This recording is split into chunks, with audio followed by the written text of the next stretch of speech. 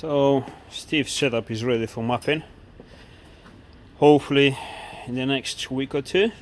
However, he tested it yesterday and you will not believe. I mean, look at the size of this turbo. It's as wide as the cylinder head, and it is big, it is huge. And but it spools unbelievably quick. I mean, usually these turbos are fitted to stuff like this. Actually, that turbo is smaller than this, and anyone who will see it was like, oh, this is gonna be laggy as hell, we'll never spool the stuff. Nope, completely wrong, because it spools incredibly fast. And yeah, I can't wait to see it mapping, because these little engines are really good, you know. People doubt them or all the stuff, but like I say, all the people saying they're unreliable or something like this, they have no clue, literally. But this is not a video about that. I want to show you something about here. As you know, this was my Mr2 that I got from Steve, and this is supposed to be for sale very soon. That's why I'm building this setup, 1.8 original turbo, just, you know, stage whatever map, to bring it to about 250 brakes, 260, because yeah, they're really fast at that part, because again, there's not much weight to carry. But again, off the topic. So I've changed my mind. I decided to keep the car, but as a dummy car and as a jig. And let me explain in a second. Now, I will remove the seats, so blah blah. It's easy to get in because they're small. And so I was working on electrics yesterday. And actually, wait, no, I'm gonna cover that in a second. So I was working on electrics yesterday. Not that I haven't sorted. Everything is sorted with electrics. I got it all done. You can see lots of stuff, and I've done electrics 3 times now, but in 3 different ways. Obviously, there's only one way to make it work, is to make it work, but there are a few different ways to actually assemble the stuff together, because they have to be hybrid. I have to use some of the parts from the Toyota, some of the parts, and most of the parts obviously from the Donald car 1.8. And I'm trying to find a way to make it as quick and as seamless as possible, because the quicker it goes, the more affordable it is, and everyone wants the stuff to be the cheapest, obviously. So, but obviously I have to make sense of it. So if I charge you £1,000 for the hybrid look, you're not gonna pay for it. If I charge you 200 quid, it's not good for me. So we need to find a compromise. So I have to work and do this development stuff. This is the 3rd way to do it. This is the final one. I like it. It's good. It's very stable, and literally is plugged in. You have to strip one wire from the Toyota ECU and bridge it, but that's all you have to do. All the rest is literally plug it back in and everything works. And I'm gonna show you probably next week once this is running properly. This ran yesterday, no problems on the second ECU, because the first ECU I thought had no immobilizer, but it had, so Steve borrowed me his one, which has a different injectors mapped in, so it's built in, but it started. But after a while, this started to happen. So this is the negative. Let's say we put the positive back on, right? Listen carefully.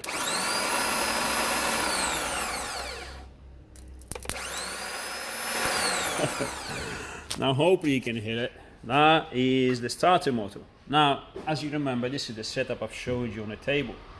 And explain when we build the whole setups, we put new stuff, new cam belt, new flywheel, new clutch, new slip cylinder, new starter motor. And the starter motor is brand new, literally. And not reconditioned, but new unit. And yet fails. So by saying, oh, this is brand new, it must be fine. No, that's bollocks. It's not gonna happen. But this also confirms that was a good idea to use a car as a mock-up, as a jig, as a test vehicle, as a mule, whatever you want to call it. Because let's say, for example, you order the whole setup, okay? No matter what, I put it in the car, I can put it on the table, I put it in the car, I plug the fuel system in, I plug my electrics in, because it doesn't, okay, it may sound crazy that you're gonna have to do all this extra work to get everything plugged in just to test it. But once everything is ready with my setup, it literally takes no time to put everything in. The engine in a chassis literally is 5-10 minutes. Electrics, plugs, plug them in, off you go. It's that simple. So yes, I do it. Put it in a car, test it, start it a few times, make sure everything is fine, make sure there's no leaks, blah blah. Remove it from the engine, pack it up, and then it's ready for you, or ready to be shipped, ready for you for the collection or anything else. So it's actually very good to be able to test all this stuff, because now imagine you bought this setup, I send it to you, you put it in the car, and it plays up, and it's like, well, this is supposed to be brand new starter motor, and so what you're gonna do, you tune right into an angry current, because why wouldn't you? You pay the money, something doesn't work. That's not what you pay the money for. So you have to take it off, or pay a mechanic to take it off for you, go to the post office, send it off, 20 quid, wait for it to arrive to me. Then I have to strip it down, have to see what's wrong, send it back, get a warranty, or get you another one, blah blah. It's time, hassle, and money. We don't need that. Make it simple. Put it on, test it, works, good. Doesn't work, sort it out before it goes to you. Of course, I can't, predict anything, but at least we can lower the chances that something goes wrong, and all the parts are good. One of the starters models, this is probably the first time it happened to me that new starter model plays like this. But again, it could happen, and it's actually no one's fault. So yeah, that's the story about it. As we're on the topic, I want to show you something quickly. Sure, I'm gonna make this video that I promised a long time ago. I'm gonna make it probably next week once this setup is out of the car on the table again. To how to assemble everything, all the small bits and all the stuff. But just quick, let me go on the fuel system. That is the fuel pump on the Mr2. This is where it's located. It's very easy to get in. You just remove this plastics here, but it's about 6 or 7 screws, something like this. You get to that. There is a cover. You put it off, and that's the fuel pump. Now the fuel pump inside. Well, let me explain. Toyota has a non-return fuel system. It means that the fuel goes into the fuel rail and it stays there until your engine consumes it. That's it. It stays there. The 1.8 uses a return line, as most of the turbo engines. It means that you need a fuel to return to the tank, but the Toyota doesn't have one, so you have to add additional fuel line and put a fitting on it. And the fitting on it is that one there, as you can see.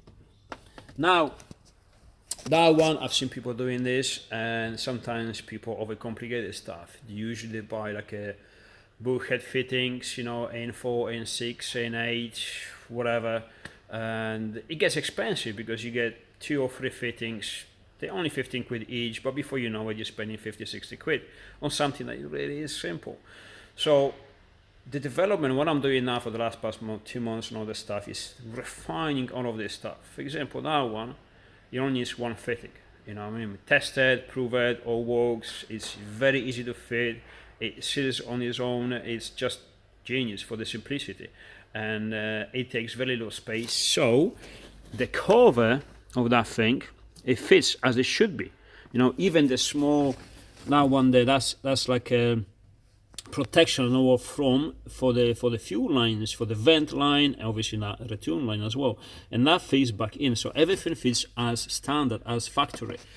This is what we're trying to achieve, so it's simple, inexpensive. So why would you do it yourself, spend a lot of money when everything is sorted? There you go. Another thing is, because it's non-return system, it means you have to stabilize the pressure of that fuel that is supplying to the fuel rail. And Toyota has inside the fuel pump assembly, has this small fuel pressure regulator. Now this one, there's 2 ways you can do it. You can find something on this side, not this side, to put something to block it. But it has to be fuel resistant. It cannot be too soft. It cannot be too hard. You can't weld them up. It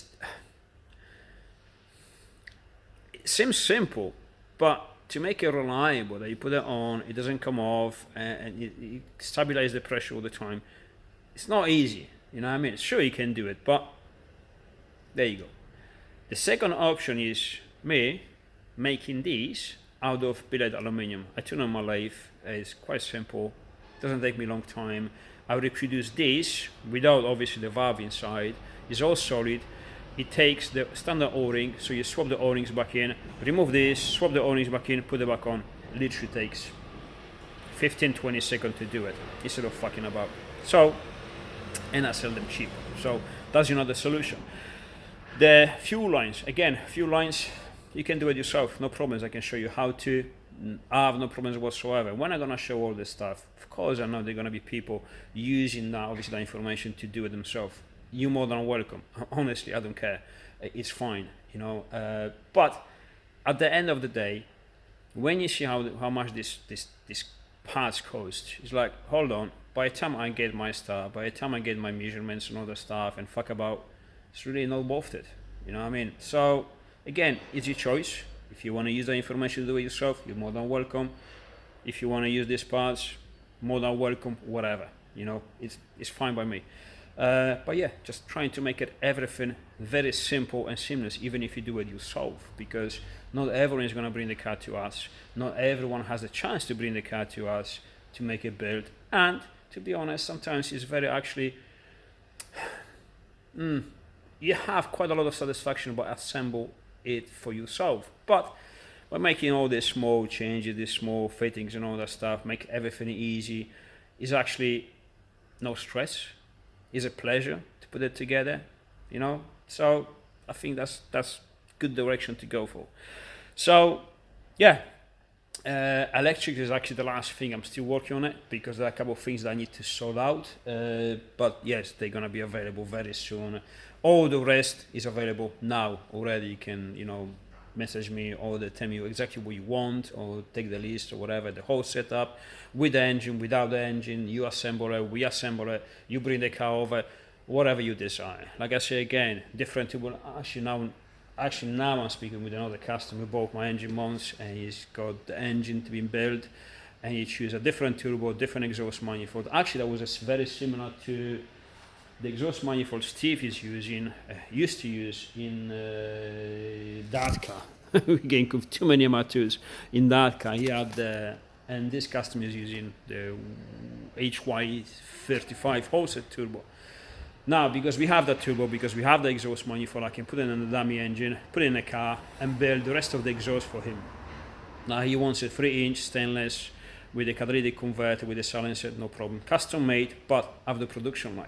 So you see, everything is possible this way because I have the whole car as a jig, which, you know, it works great. And as we're on the topic, I wanna show you something else. Like I say, everything is possible. So you say, okay, I've got the engine there, everything is good. I want the intercooler. Could you sell it to me? Yeah, no problems. And the beauty is, well, I had to do that. And the beauty is, when you own the intercooler system, the turbo system, or whatever. Let's, for example, say the intercooler system. You get the intercooler modified, as you can see, all right, with the boost pipes that were already fitted to exactly the same car as used, to the NEMA 2, as you see it now. So there's no chance that something is not gonna fit, because it literally has been removed from the car. So there's no chance that something's gonna touch or something doesn't fit properly. No, this is a production line, but it almost works the same way as it's custom made for you specifically. Now, of course, there are changes. Let's say, for example, you order the intercooler system, so the intercooler with the mounts and the pipes, boost pipes. For example, we have here the map sensor. This is just a dummy map sensor. There's a Chinese copy on them. I don't use them because this is another thing. All the sensors, map sensor, use the genuine stuff. Bosch stuff, don't use the Chinese stuff because have different calibrations and issues really don't like them. However, back to the topic. That is in that position. There's gonna be a temp sensor in there and all the stuff. Now, let's complicate the things a little bit. Well, not really, but there you go. I'm using this pipe as the original one. You can use a silicone one, whatever. But I use these original ones because you have the standard fittings. Now, not everyone is a fan of noisy stuff, blah, blah, and everyone wants to do it their own way, which is great. Now you got a blow-off valve. Now, for example, we don't use them. I don't like them. We prefer the turbocharged instead of blow-off valves. But you know, it's not my car. It's your car. It's your taste, not mine. So, by using this, you know, there's standard fittings. There's that pipe here, which is the standard one. It has a standard fitting for the blow-off valve. So, pipe here. You can connect it, you can have atmospheric, you can have it back in the system, whatever you desire, whatever you want, that's up to you. The possibilities are endless. Now, if you don't want to use that one, but you want to use a giant one, you know, TO, 50 mil, whatever, because you're really big fan of them, I can weld one in the boost pipe directly before the throttle body, because that's where they should go, and I do it for free.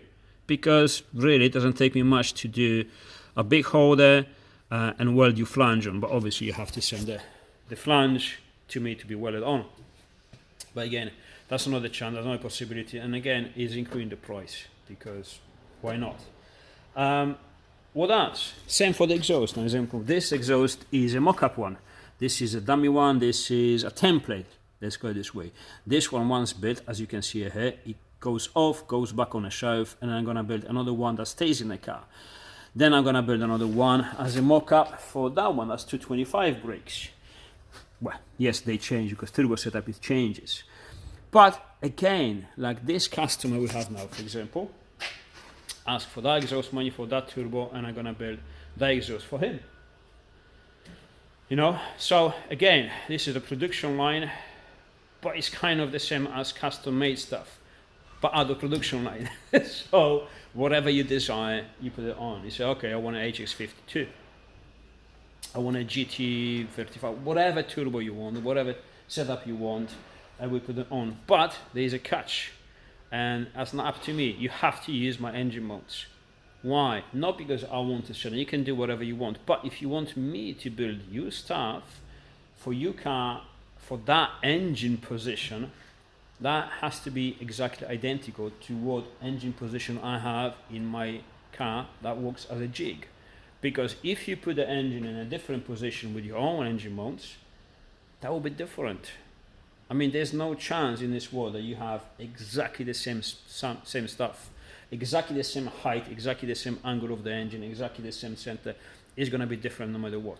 Even if you've done it good, if you think you've done a better job than me, no problems, but it just differs. If it's different, my stuff will not fit. So that is really the catch. But I think that's not really a big downside, is it? So the beauty is everything fits. Now, for example, we have this plenum here, which they're good, they're actually right. But also, we're starting with Steve. We find out this on Steve's YouTube channel. I don't know what it is. Where did he put it? Oh, there. We have this nice dual style. Let me go out the sun because it's dark. If not, if you see me this, you can't see nothing. Now you can see me again. So we have this dual plenum, equal flow plenum, plenums.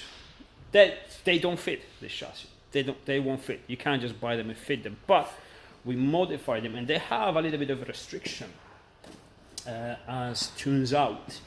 But by modifying them, I removed the restriction completely because we changed the length of the runners, we changed the size of the runners, and there are two different types. There is a small pod and a large pod as well. So that's another nice option, and they fit nicely. Plus again, really World Rally Championship style plenum. So again, another possibility, another chance. But I'm not gonna go and mention everything because it's just endless. The possibilities are, you know, whatever you design. If you have the money for it, we can do it.